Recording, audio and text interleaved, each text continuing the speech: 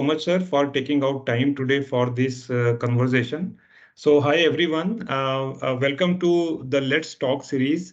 And in this series, we have Mr. Anand Dewan. Let me give you a brief, everyone, regarding Anand, sir, that he is a group CEO for BYLD Group. Now, when it comes to the students coaching for PET, PMT, and the competitive exams, we know the quota is the factory, and especially for coaching industry, I would say, sir, the BYLD is the institute in India and maybe in the Asia Pacific. I do not know exactly, and this is the institute which is having the remark in the industry and which is creating so many coaches in the industry. So Anand Dewan sir is a very transformative coach, especially in the change management, performance coaching, culture, and the transformation for the organization. Sir, thank you so much for taking out time and welcome to this Let's Talk series. And sir, please share something Thank you. about you. Yeah. So firstly, thank you, Pankaj, for inviting me and having me on the show. Pleasure to be a part of this interaction. And I like the way you connected BYLD to the quota factory. That's an interesting connect. I never thought of it that way, but come to see, yeah, I think that's a very strong connect. So thank you for that. Uh, about myself, where would you want me to start? It's 30 long years as I look back now that you asked me that question. One doesn't do that very often in the whirlwind of work that you're involved with. But I started my career in sales early on with an organization by the name of Xerox Corporation. And I opted out to be part of GBC, which is also a part of Modi Group company. And then I think that was the organization where the transition happened, which was in the very first job itself. It was on 7th of October, 1992, walking out of the training center at Modipuram. The experience I had for 15 days, I promised myself that this is the career I want to be one day. Back in those days, you couldn't just stand up and become a trainer. You needed a lot of gray hair. You needed a lot of experience behind you for an opportunity to come up and deliver sessions. And there were parts where I even considered dyeing my hair early, unlike what it is today. But long story short, having experienced sales in different formats from key account management to channel sales, direct sales, I finally was able to achieve my goal earlier than what I had planned in 1998. I moved into training as a founder member for what is BYLD today, was back then Door Training and Consulting. So that's how my transitioning got decided and finally as a goal got executed. 1998 onwards till date, journey again has been a very long one, very enriching one. I don't see myself suiting to any other profession than this. Reasons being, I think the purpose of mankind is to learn on a continuous basis. Every day you go on that journey. This is such a beautiful profession that every single day there is something new to learn and pick up. And not just from the content that you offer to people, I think even the interactions that you have are so enriching with the target audience that you are working with. So net, you go back home satisfied, not just about making a difference to lives of the other people, which will help them earn a livelihood, but in the process, you've enriched yourself also. So that's been the journey, and I think destination I'm still trying to find, because as you reach one, the other is already awaiting. We thought a lot has been achieved, but now with the transformation inside of BYLD and taking it to next level, trying to meet the current corporate needs, is another journey in itself. So that's about me. Thank you so much, sir. Let me give you information that I am also on the way to complete my ACC with BYLD. Yeah, very much coached by Sandeep Budhiraja, and yeah, I'm about to complete my hours and the sessions which are going on, sir.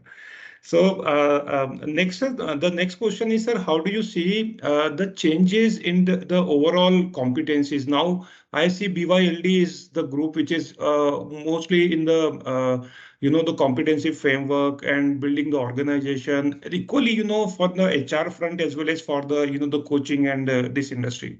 So, sir, how do you see the transformation and the changes happening across industry? Because you have been a founder member for BYLD. Mhm. Uh, I would say huge amount of changes. And let me begin by saying all of us felt that, COVID has slowed down the world for those 2 years. However, if you go to see a little more closely, it increased the pace of change inside that world, which we felt was moving slow.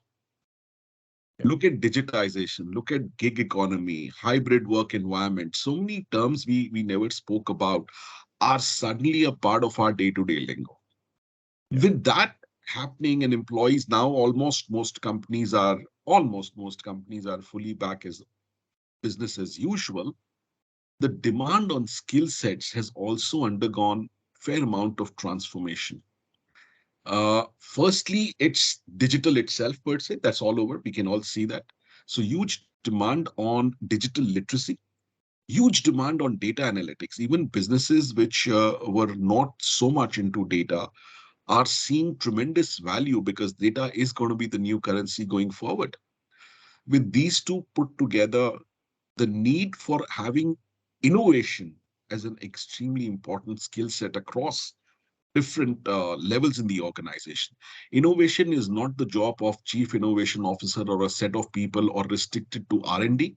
It's now across levels for people to be able to see beyond what is visible through their day-to-day interactions, through data on what are the trends and what it says, and therefore look at what could be newer and more effective ways of doing what they are doing. And through that, it fuels the need for creativity, complex problem solving, because if we were to look at in today's challenges, and I mean, I keep giving and quoting COVID, but that's not the benchmark of all challenges. That's the most recency. But if you look at, you know, it is not always the past experience in today's world that comes handy to solve current problems. One needs to have an ability to, think out of the box, think differently, be creative in problem solving, and the complexity of problems and the vectors around those problems have also enhanced in the process. So certainly that's an important competency. Decision making, agility, entrepreneurship, which I will talk about a little more about later. All these I see as higher degree of need amongst the organizations. Besides, of course, the traditional ones continue to be there, but yes, some of them may just diminish, may not exist with all the technology coming in, but these one are here to stay and occupy a more and more important space.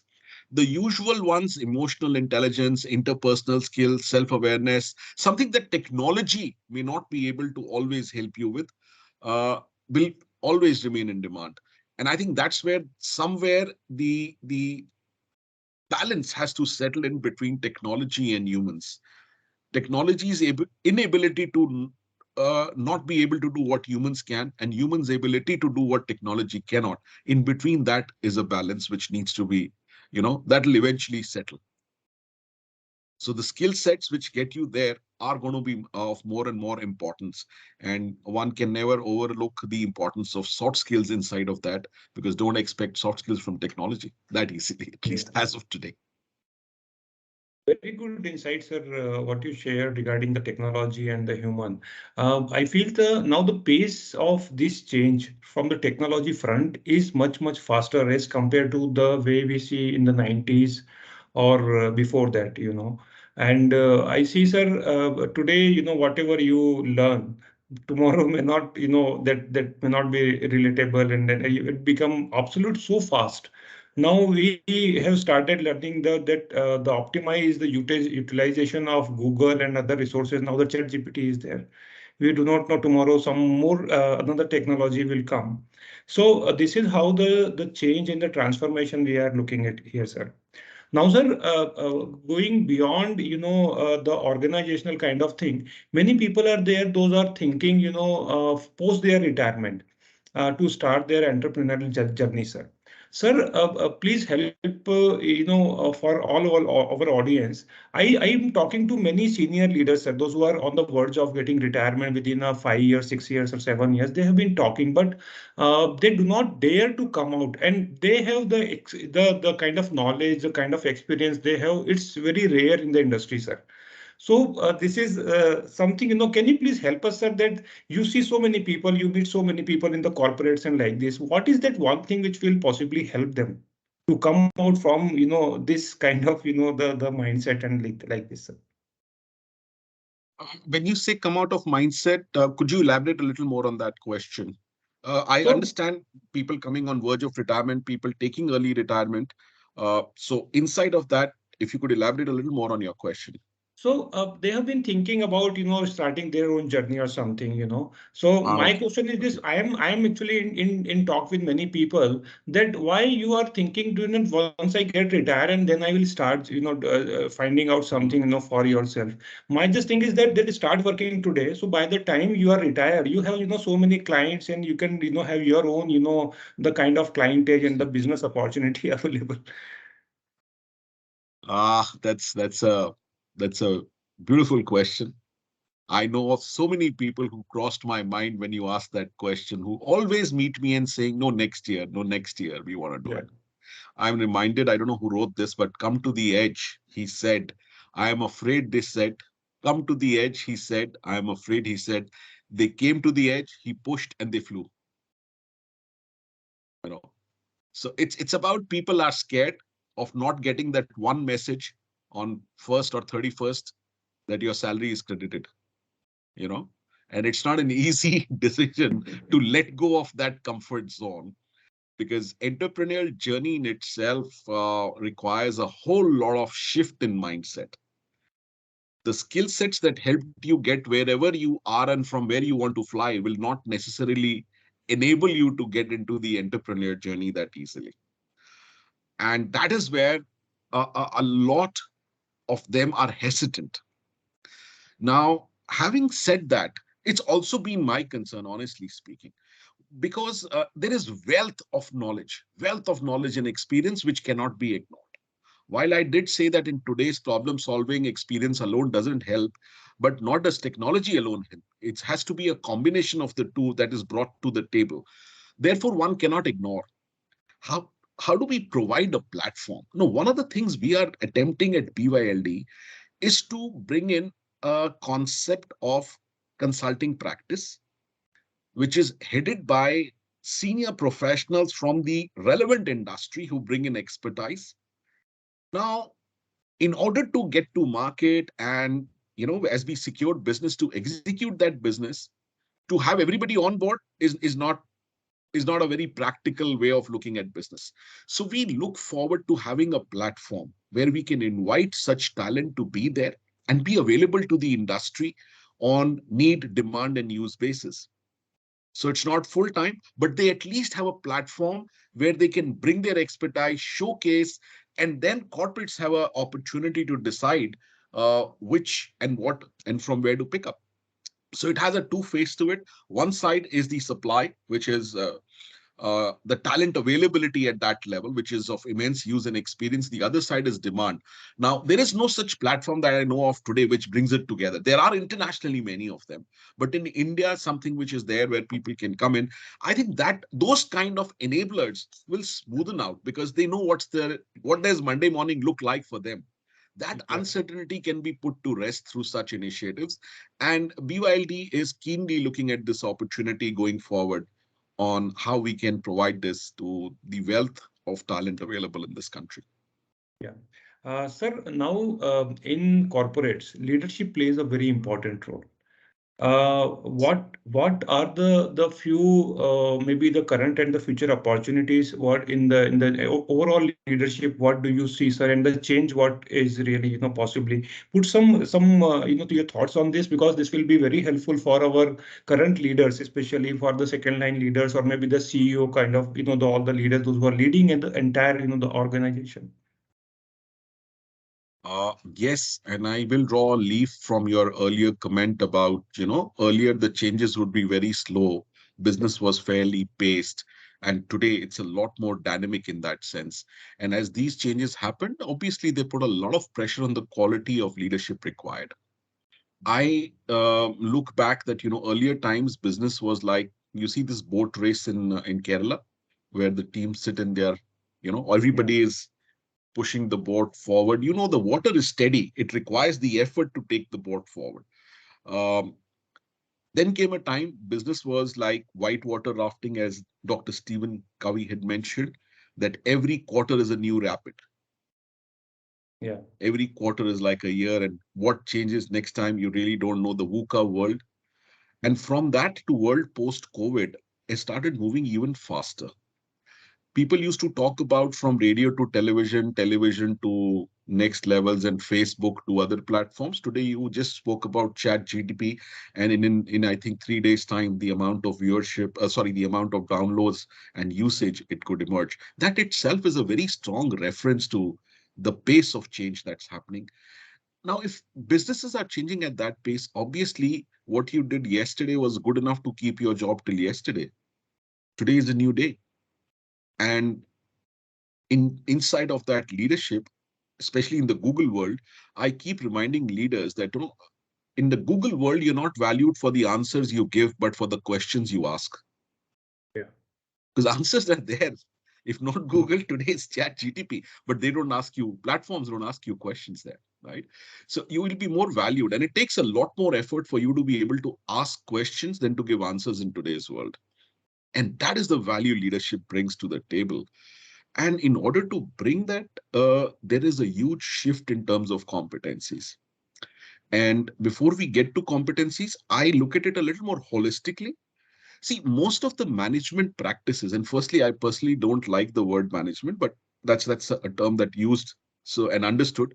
So most of the management processes are from assembly line era. Yeah. The entire way of doing things. It survived all these eras that we had, service economy, and to that extent, box economy, and we kept on moving. Yeah. It also kind of found its way through digital. But today's time, with networked economy standing at our doorstep and only here to grow, the skills don't seem to be holding on. It's time we move from management to governance, where leaders' primary role is to orchestrate a governance mechanism where the talent is able to bring the best to the workplace. Mhm. In 3 years from now, one third of the workforce is going to be Gen Z.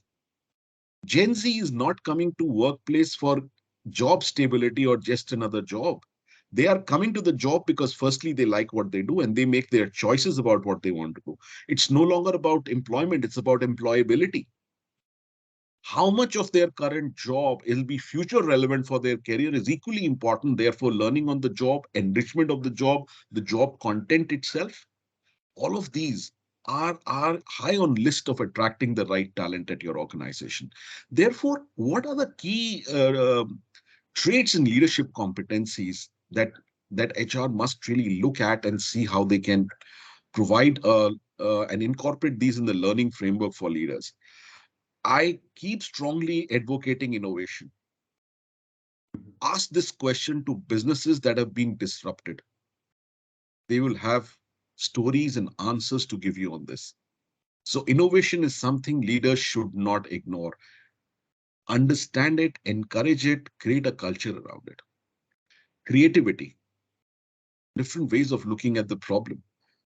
A lot of times I see leaders so stuck in just solving the problem that they forget the larger value that it is going to create. So today, the approach to that problem solving is not micro, it's more macro, that how can I generate more value as I solve this? So Yeah. you have to fall in love with the solution, not the problem, unlike the earlier days, Mhm. you know, and that solution which has a much wider application. Therefore, innovation, creativity, extremely important. We keep talking digital, but unfortunately, when I interact with leaders, I see a huge opportunity for a digital mindset. We can keep talking digital revolution, but let's not forget digital mindset precedes digital revolution. Mhm. If your approach to digital is archaic, then you can't be talking digital transformation. You know, uh, analytics is another area. While of course leaders have always have an eye on the numbers, have been good with that, but number analytics are two different things. Yeah. And to me, the two cents of difference between them is the ability and the sharpness to quickly decode the story behind the number. Mhm. So just knowing the number is one thing, but understanding the story behind the numbers is altogether another thing. Ability to anticipate and manage disruptions in the business. I was reading somewhere that there are two kind of businesses for future. Either you are a platform or you are serving a platform. Yeah. With that being the case, imagine the amount of disruption across businesses that's standing at our door. You know, while you do all of this, organizational culture will play a very, very important and significant role in distinguishing between those who have the talent, those who can attract, and those who struggle for talent. The war of talent is already on. I Yeah. mean, companies are really struggling on that, building talent pipeline, getting the right set of talent, having their talent journey on the inside. So certainly a culture plays very critical role. And inside of that, it may appear to be a soft skill which can perhaps at times be taken for granted, but you are a coach yourself. Isn't every leader's job to be a coach? No, I'm not trying to be over realistic and extremely passionate about it. I'm being practical. Gen Z is a very, very different breed altogether, if I can say that. You know, and look at the trajectory of their schooling to their first job. This is a generation where everyone ran the race and everyone got a medal. That's a very lighter way to say it. And I don't find it very respectful to also, because all generations have their own struggle. You can't make Yeah. it lighter by saying you all ran. But point is that this generation likes to be part of the decision-making process, likes to be on top of things, doesn't really appreciate much of tell mode. They respond amazingly well to ask mode. I was at a conference recently, and one of the senior professionals happened to say that, how much of your children listen to you? And that was the benchmark to say, my question to the person would be, how much do you listen? Because it is inversely, it's directly proportional. The way you listen to them is the way they would listen to you. But the mindset shift is you got to listen first before you feel you got to be listened to. Wonderful. And this generation wants to be listened. So with these changes, I think it is not about coaching conversation. That's a disservice to coaching. As a leader, it is coaching in all your conversations. Wonderful, sir. And that makes a beautiful ecosystem inside of an organization where I walk up with a problem and I see myself as an integral part to the solution. Look at the amount of ownership that this will bring in people towards problem solving, towards their work. But leaders have to really facilitate this. And why I keep reinforcing this and make leaders accountable for it. In today's world, people don't do what leaders ask them to do. You know, they do what they see leaders are doing. So it has to be walk the talk. It has to be by the example. Position doesn't earn you the luxury to be what you want to be. It brings a responsibility what you should be. Wonderful, sir. And that's a very, very, Your thoughts very, very are very important. provoking, sir. Very provoking, sir. And now so many insights are coming into my mind also, after listening you. We see, sir, the change. Now, for the change, I recently gone through a report published by the Lentum. It's a training organization, and the Emma Weber is a managing director of this. I had an opportunity to interact with her also, and it is mentioned Mhm. there. And India was also taken as a sample size there in this entire exercise what they did, and they published the report where it has come out that people are sitting in the training program, but they do not know why they are pushed towards the training program. Another competency, what she mentioned there, that the coaching is one thing which will help the organization to lead the industry. This is what she mentioned there. Now, sir, the important thing here, when I see leadership, as you say, as you already mentioned there, that the leaders, a leader, whenever somebody, my team member comes with the problem, they are ready to give their solution. They are ready to share their experience and do this, do this, do this, do this, do this. Very rarely we see a leader, whenever somebody comes with the problem and there is an issue, they ask, okay, tell me what is the right solution for this? What do you think? So where you mentioned that make me as a part of decision making, which will change the entire scenario. Now I see two things here.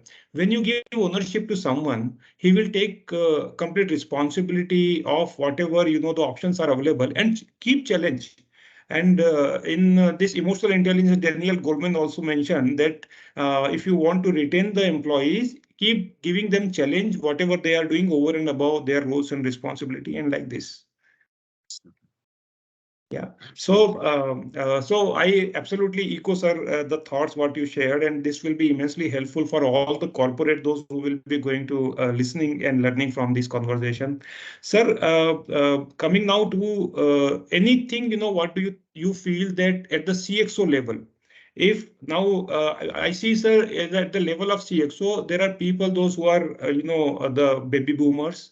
Now they are handling the Gen Z and the millennials kind of thing. Now things are completely, different. There is a 360-degree change.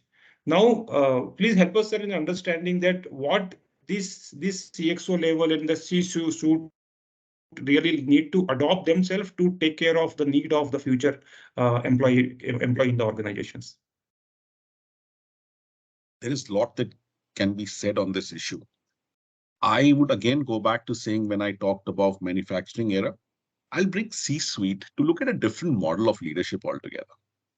Stop looking at yourself as management, you know, and if I can get away by saying at times short of policing role. Look Mhm. at yourself as an investor. Look at your team as entrepreneurs. Now, how will you be differently vested when you're an investor versus when you're a leader? As an investor, you would want the best of returns on your investment. As a leader, you would want productivity, profitability. Sure, those are also important, but doesn't the investor also want the same? So not only it will make you aligned with the shareholders, it will also align you with the stakeholders.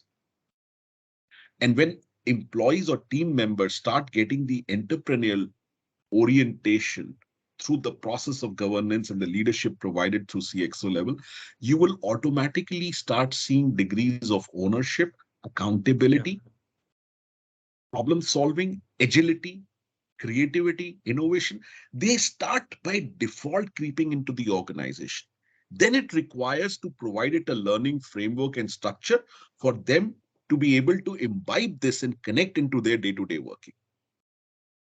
So in one line, if I have to say, C-suites need to start looking at themselves as investors, not as just leaders. It's more about the mindset, how you operate and how you deal with your people. Absolutely, mindset attracts the skill set, and skill set attracts the next level of performance that you wish. I always tell people that you keep talking about mind share. People work with your mind share, but if you have heart share, people get you magic. So do focus on mind share, but in the process also have room for creating heart share, because mind share creates work, heart share creates magic. वो क्या Oh. बोलते हैं ना, दिल से लोग काम करते हैं, दिमाग से लोग काम करते हैं, दिल से कमाल करते हैं. जैसे कमाल, क्या सो बात है अगर सर. आपका जॉब में दिल नहीं है, तो फिर आप वो काम एक टिक मार्क की तरह कर रहे हैं. और अगर आप दिल से उसमें हैं, तो वो रिजल्ट में पता चल जाता है. I mean, you see, you ask two people to do the same task, one who's highly motivated, other who's just doing a task. The result itself tells you, you don't need to decode much inside of that.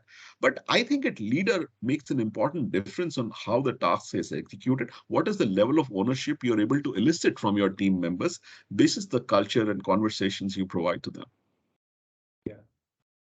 Wonderful, sir. Sir, a few things about the our future HR leader, sir. Something, what exactly the competencies may be required for somebody if he wanted to become a CHR or if he wanted to become a leader in the HR space, sir. Yeah, I think huge opportunities and huge challenge for HR. But what I would invite them to is look at their role as that of a specialist. Specialist from their own competency standpoint, specialist in terms of being one step ahead in understanding the business which they are partnering as HR, so that they're able to create the right confidence among stakeholders where they proactively decide to come to them from problem solving rather than today HR going with budgets and suggesting we do this, we do that. You know, so they feel that yes, this is an HR thing and we need to go to HR to find a solution to this. Now, this requires an ability to look beyond the corner room and predict the emerging needs of talent. Let me give you an example here. Yeah. Whenever I've met business leaders, there'll hardly be an intervention where they don't have the next 3 to 5 years plan detailed to the T. Minimum 3 years in today's time. My Yeah. question to HR leaders is, do you have an equally detailed talent plan? Or are we assuming that talent of today will be good for needs of tomorrow? Isn't that a huge business risk that we carry? So, with that being the ask, if you focus on survival, you will lose focus on success. And to get that kind of success, one needs to take continuous risk with no fear of failure, but the enjoyment of the journey and learning from those failures as well, you know, and not wait to write a success story that happens, but come out and take risk in those areas. Be it in terms of piloting small initiatives. This should be a continuous process on talent development, which is piloting initiatives to bring about how they are able to proactively look at challenges that may come in business basis, how the future trends are emerging. Yeah. And this can only happen when I've really acquired my specialist role in understanding the business, see the problem bottom up, relate it back to the talent, and then start looking at what kind of a talent journey I need to have for my people. My last 2 cents, very importantly, do not underestimate the power of gig economy. Yeah. Start following developments around circular economy. These are two, if I were to be, let's say, inside of corporate today and have a view from the corner room, certainly gig economy could make a huge difference in terms of profitability and productivity. Certainly, circular economy will have a lot more for the HR folks to bring in and contribute. Today, it's a very nascent stage in terms of organizational awareness, more so in the manufacturing, but this would come across other areas as well. And I think keep an eye around this. This would be my 2 cents Yeah. of advice. Wonderful. Sir, you actually touch so many, the points, pain points, especially when it comes to HR. They are saying business partner, are they really partnering the business? That's the thing. HR is not there only to, share about the budget and the employee and the manpower, how many people have, what is the attrition and like this. It's much more than that, right? So I also feel, sir, that the HR need to really understand the business, especially what their end person is really executing the business and how they go through. That is why hand holding people, going out into the field, or the people around there, whatever they are working, is really very much important to make that strategy from the HR perspective. What are the talent management strategy, talent retention strategy, how do you hire, and how do you take care of entire life cycle of an employee in an organization. Yeah. So My way of sorry, I hope I didn't yeah. interrupt you. Yeah. And my way of understanding, and I'm letting a secret out, so some of the friends may catch me on this one. When I interact with HR team member, my first question is, help me understand the farm to fork of your business. Where does the product start and where does it reach the customer? Give me the complete chain. More often than not, I see them, okay, let me call business also. We'll have a more fruitful discussion. Well, that's good, but to me, it also gives a response on how much are you integrated with the business challenges, nuances, and what is the situation on the ground? Because I would expect you to answer that from a talent perspective in far more detail than any business leader can. And when you need business support to explain that, that itself gives me a concern. Are you really on top of the game? Because business should come to you. If you go to business, the challenge that you just mentioned on budgets and everything remains. And somewhere for these reasons, even when HR comes up with very strong value proposition, I see the loudest noise or the cry that's unheard in the boardroom. They are struggling, they are fighting for funds, for development, for talent.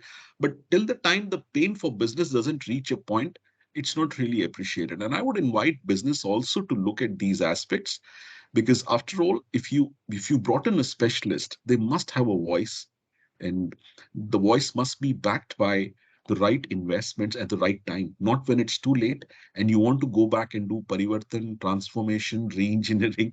To me, it also comes with shades of acknowledgement that we missed the bus on talent pipeline. Otherwise, why would I want to go back and do complete reorganization all the time? Some cases it may be true, but quite often we see that that's also somewhere acknowledgement that we missed the bus on developing our talent for the business challenges being faced. You know, Yeah. That is over why, to sir, you. the word that is called the quiet quitting is the most, painful thing. You do not sense the people and the good talent in an organization. You don't hear them out when they come and try to echo their voice, right? So in the town hall meetings, it should not be only formality, right? Create an occasion and the platforms in an organization where employee can be heard properly, where they can really raise their voice and their concerns and like this, which are the burning issues in many of the organizations, right? It comes to any industry, IT industry or healthcare industry, or maybe pertaining to pharma industry or any industry, sir. So it's important responsibility of a HR leader to create an ecosystem. And especially, I would not say that only the HR people, it's an organization and the leadership responsibility, the mindset of CEO, especially, are you really people oriented, process oriented, result oriented, number oriented? So what is, it's not only the numbers really matters. Who will bring the numbers for the organization? Who will bring the performance? People only. So if you don't keep that mindset of having people along with you, keeping eye on the future talent, and what you said is the talent pipeline. So do we really do see that pipeline? Do we have the people available who will be the next if something happens?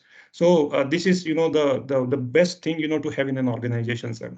Sir, anything else you would like to share to the audience, all of our CEOs and the CHROs, those who will be listening this, sir? Any message or anything in a nutshell? I think a lot of those nuggets have already been answered in various questions in different forms. But if you were to ask me to reinforce, I would just pick up from what I've already said and reinforce two, three very critical things. As leaders, remember in the Google world, you're not valued for the answers. So, control your urge to provide a solution. Try and generate one from the person who's come with the problem. Uh, Also, in today's environment, like I said, one of your roles is to orchestrate and create a governance mechanism which leads to a culture where people look forward to coming to the work to bring their best skill sets and uh, contribute value to the organization. This is a different generation. They are highly accountable within themselves. That's one thing I really admire. You give them the contours of what they need to deliver. They have a strong commitment, but it's up to the organization on what culture, what mechanism of governance you provide to bring their best out. And leaders really need to keep an eye on that. It's not just HR's job. HR's job is no longer just HR's job. I think leaders also need to take that accountability in supporting and driving that. Um, and uh, just as much as effort is made in terms of detailing your X to Y journey on numbers, equal amount of detailing needs on the talent pipeline as well, because your numbers will not happen in absence of people, and people will not deliver in absence of competence.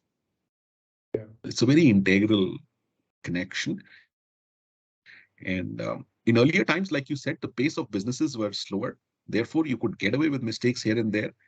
Today, every mistake is multiplied 10x in terms of the price that you pay, either in terms of lagging behind or losing opportunity or missing out on business. Thank you so much, sir. And of course, as And BYLD, we are providing strong support to business on this. We have yeah, revamped our business last April completely. And the face of business is now complete HR solutions from induction to superannuation, which spreads across the life cycle of employee. We are launching a platform which will provide training as a service. It's called TAS. And with our servicing industries from tractors to aircrafts, all of the experience and challenges of 25 years have been factored into this.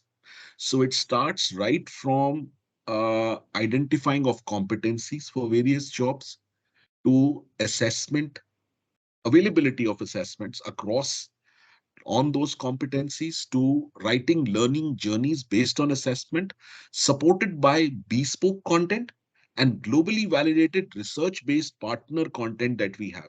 Over 22 partnerships, including bringing in AI yeah, into learning. We already have our tie ups in place, meshing with technology. So when we say blended, it is truly blended from classroom to pre to post, and the platform offers a comprehensive approach to this process.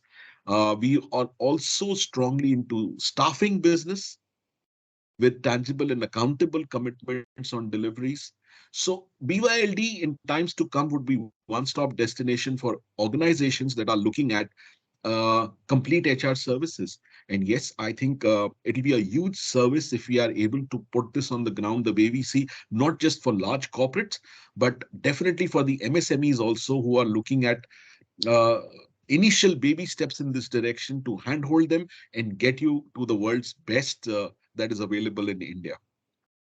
yeah. So that's been our continuous effort. And I think today with 25 years of history, we owe it to the organizations to bring in the best and support their journey on complete talent management and HR services.